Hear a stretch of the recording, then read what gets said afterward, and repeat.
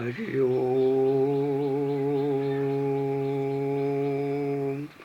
गुरुर्ब्रह्मा गुरुर्विष्णु गुरुर्देवो महेश्वरः।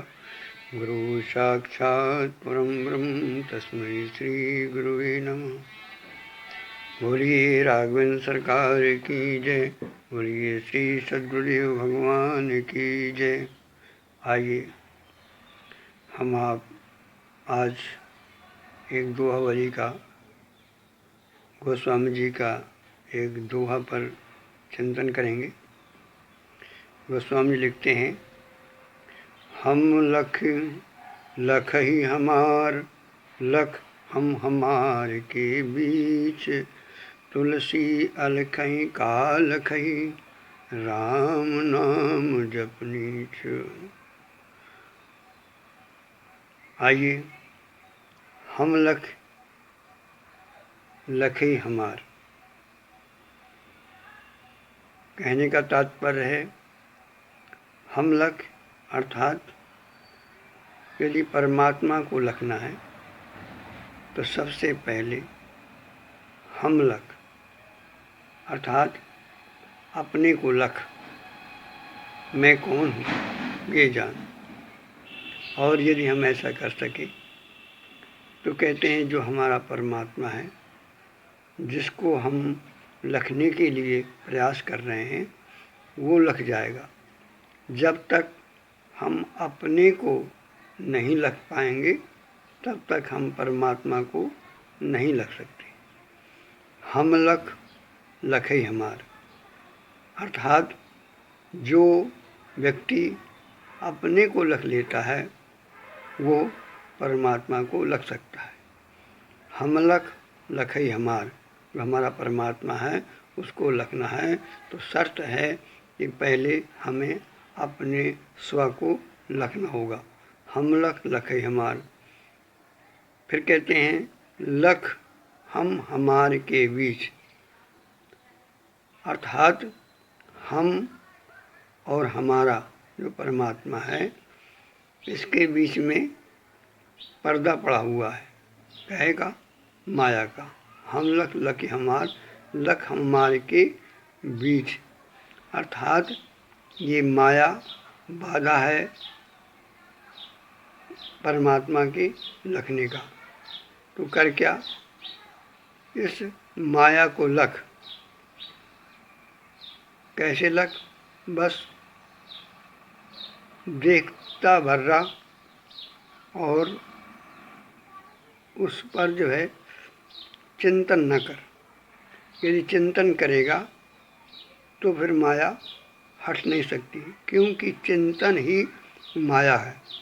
इसलिए कहते हैं, गोस्वामी ने कहा, गो गोचर लग जहाँ मन जाई, सो सब जान्यु माया भाई। इसलिए हमें चिंतन नहीं करना, केवल लखना है अर्थात केवल देखना है। कैसे देखना है, कहते हैं देखत देखत ऐसा देख, मिट जाए दुविधा रह जाए एक। जो दिखाई दे रहा है ये क्या है, ये माया है। इसलिए माया को देख लेकिन माया का चिंतन न कर। तो उससे क्या होगा, जैसे हमें किसी रस्सी में सांप की भ्रांति हो जाती है। क्यों हो जाती है, इसलिए हो जाती है क्योंकि हमारे अंदर सांप का चिंतन उड़ जाता है, इसलिए वो छाया सांप बन जाती है। इसलिए और यदि हम उस चिंतन न करें, वहाँ केवल देखते रहें, आँख गड़ा करके थोड़ा देर ठहरें, बस देखना भर रहे, तो वो देखते देखते वो जो सांप की भ्रांति होती है वो समाप्त हो जाएगी और वो जो है हमें रस्सी दिख जाएगी।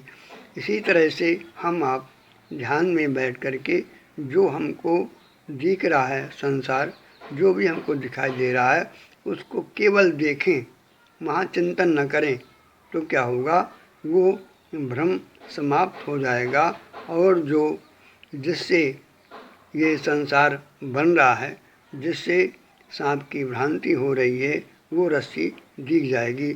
इसी तरह से जिस परमात्मा से ये संसार बन रहा है, यदि हम वहाँ चिंतन न करें, केवल देखते रहें, तो देखते देखते एक समय वो आएगा कि वो भ्रांति समाप्त हो जाएगी और हमें जो उस भ्रांति का आधार, जैसे भ्रांति का आधार रस्सी होती है, उसी प्रकार से भ्रांति का आधार ये संसार है, उसी भ्रांति का आधार परमात्मा है। परमात्मा से संसार उत्पन्न हो रहा है। जैसे रस्सी से सर्प की भ्रांति हो रही है, ऐसे ही परमात्मा से हमें संसार की भ्रांति हो रही है। इसलिए बस देखो, चिंतन न करो, ध्यान में बैठ करके चुपचाप शांति भाव से देखना शुरू करो। और कहते हैं ऐसा देखो, मत चिंतन न करो, देखत देखत ऐसा देख, मिट जाए दुविधा रह जाए एक। तो जो वो एक ब्रह्म है, जो सारा, जिसमें सारा ब्रह्म आश्रित है, वो दिख जाएगा और उसी का नाम परमात्मा है। अतः हमें आपको ध्यान में बैठ करके बस केवल चिंतन नहीं करना, वहाँ बस चिंतन ये करना है कि चिंतन न चले, बस देखते भर रहें। देखते देखते ऐसा एक समय आएगा कि वो दिखने वाला गायब हो जाएगा और जो उसके अंदर विराजमान है, जिससे ये भ्रांति हो रही है, वो दिख जाएगा और तब हम अपने परमात्मा को, अपने को लग सकेंगे। यही गोस्वामी जी का आश्रय है। और यदि ऐसा नहीं कर सकते तो दूसरा रास्ता स्वामी जी कहते हैं कि हम लख लखई हमार, लख हमार के बीच, अरे तुलसी अलखई काल खई, राम नाम जप नीच। अरे नीच मन, गोस्वामी जी अपने को समझा रहे हैं, अपने मन को। अरे मन, उसको क्या देखता है जो अलग है।